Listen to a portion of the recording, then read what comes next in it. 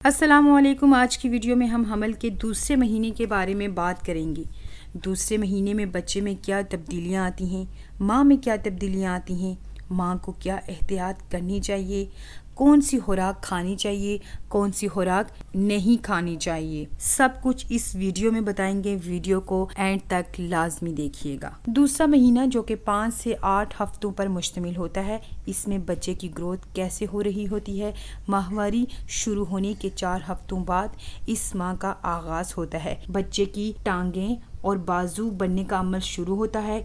इसके साथ साथ दिल, नाक, कान, आँख, हराम मग़ज़, नाल और इसाबी निज़ाम बनने का अमल शुरू होता है। इसके सर की एक तरफ की जिल्द की तह बनना शुरू हो जाती है, जो बाद में कान बनाती है, और इस मंथ के दौरान बच्चे के जिस्म पर उभार बनना शुरू हो जाता है, जो कि बाद में हाथ और पाँव में तब्दील हो जाते हैं।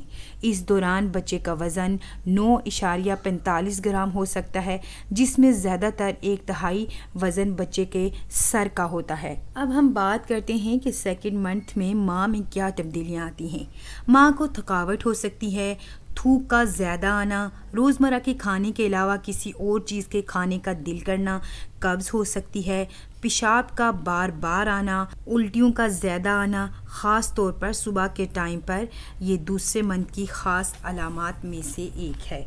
छाती में नरमी आ जाती है, सीने में जलन रहती है, क्योंकि आपका डाइजेस्टिव सिस्टम स्लो हो जाता है, आपका मेटाबॉलिज्म स्लो हो जाता है, जिसकी वजह से आपको सीने में जलन रहती है। दूसरे महीने में माँ बहुत जल्दी थकावट महसूस करती है, उसके जिस्म में तवानाई कम हो जाती है, उसे पेशाब कसरत से आता है। उसकी वजह ये होती है कि हमल के इब्तदाई अयाम में जब यूट्रस का साइज़ में इजाफा होता है तो मसाने पर ज़ोर पड़ता है और उस पर दबाव पड़ने की वजह से पेशाब बार बार आता है। जिस्मानी थकावट होना या फिर कोई ऐसी चीज़ खाने का दिल करना, जैसे कोयले, मिट्टी या फिर खट्टी अशिया, चावल वगैरह, किसी भी एक चीज़ की कसरत से खाने की तलब भी रहती है।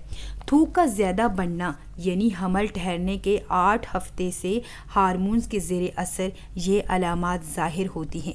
ये अलामात सीने की जलन के साथ भी शामिल हो सकती है। इसके अलावा माँ का मूड बहुत तेज़ी से बदलता है, कभी परेशानी होती है, कभी घबराहट होती है, कभी चिड़चिड़ी हो जाती है। ये सब हार्मोन्स के चेंज होने की वजह से होता है। अब बात करेंगे कि हमल में प्लेजेंटा का बनना। हमल के दौरान हामला औरत को हैज़ नहीं होता, क्योंकि हैज़ के खून से प्लेजेंटा बनता है, और हैज़ का ना होना हमल की सबसे बड़ी अलामत होती है। असल में प्लेजेंटा हामला औरत में बच्चादानी में बनने वाली दीवार है, जो कि बच्चे को बच्चादानी में फिक्स रखती है और बच्चे को खुराक वगैरह का सहारा देती है। प्लेजेंटा हामला औरत में हैज़ के खून से ही बनता है, जो कि बच्चादानी में खून की दीवार बनाता है। हमल में फॉलिक एसिड का इस्तेमाल कितना ज़रूरी है। हमल के दौरान फॉलिक एसिड बहुत ज़्यादा ज़रूरी होता है, क्योंकि folic acid pre mature labours के खतरात को कम करता है।